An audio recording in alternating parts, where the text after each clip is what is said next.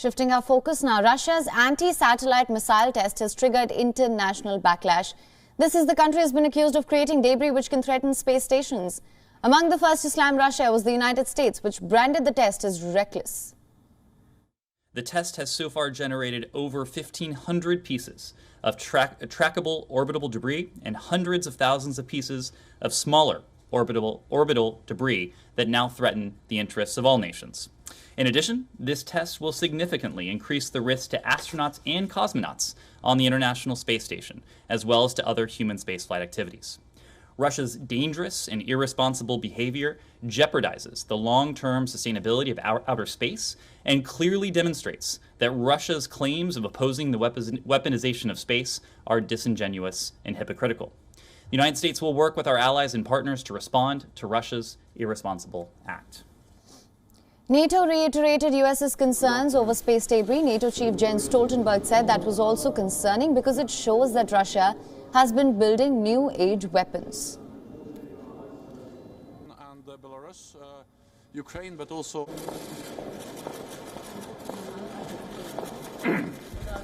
Good afternoon.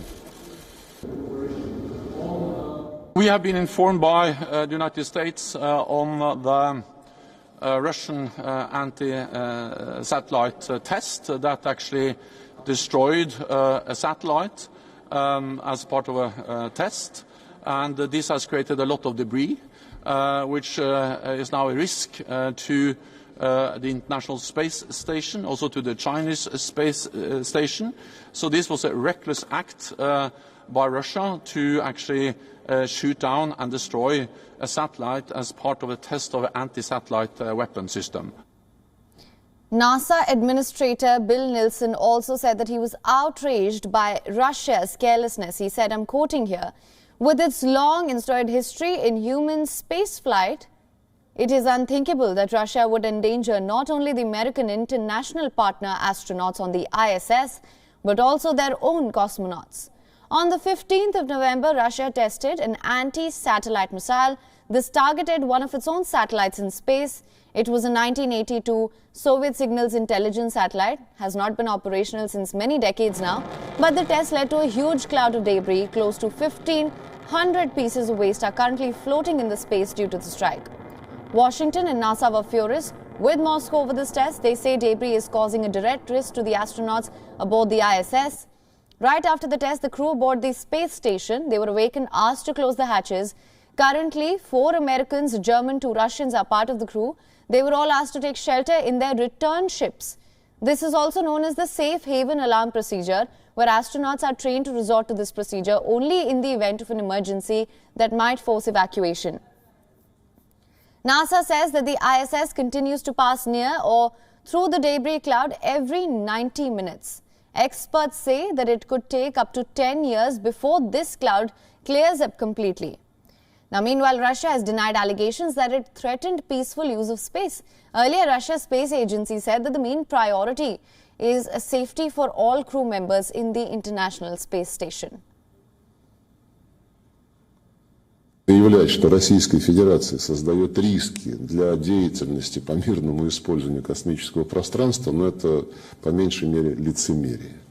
Как вы правильно сказали, фактов никаких нет. Соединенные Штаты призывают, как они выражаются, разработать универсальные нормы для освоения космического пространства. Но почему-то при этом уже многие годы игнорируют инициативу России и Китая о подготовке договора о предотвращении гонки вооружений в космическом пространстве. Просто игнорируют, настаивая на разработке, как я сказал, каких-то правил универсальных норм поведения.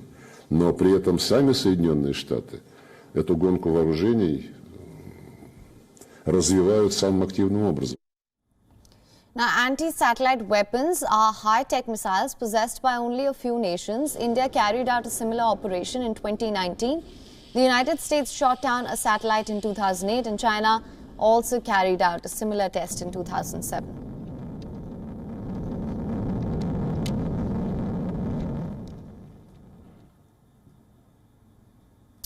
And for more on this, we spoke to Jonathan McDowell, who is an astrophysicist at the Harvard-Smithsonian Center for Astrophysics. Let's listen in. when you have a satellite in orbit, it's traveling at 17,000 miles an hour, so 25 or so thousand kilometers an hour.